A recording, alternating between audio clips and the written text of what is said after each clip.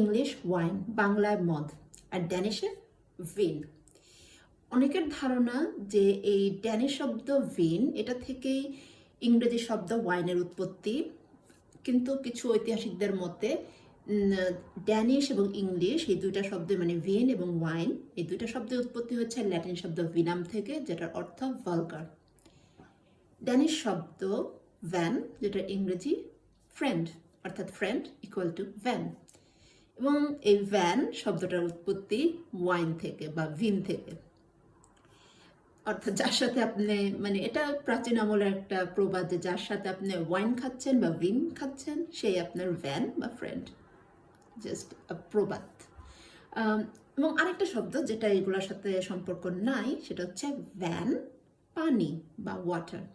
Water is ভ্যান ড্যানিশে। এই ভ্যান শব্দটার উৎপত্তি হয়েছে ল্যাটিন শব্দ উন্ডা থেকে। উন্ডা শব্দের অর্থ ওয়েভ বা ঢেউ। যদি এটা সম্পর্ক, কিন্তু আমি এইভাবে তিনটাকে রিলেট করে পড়ি।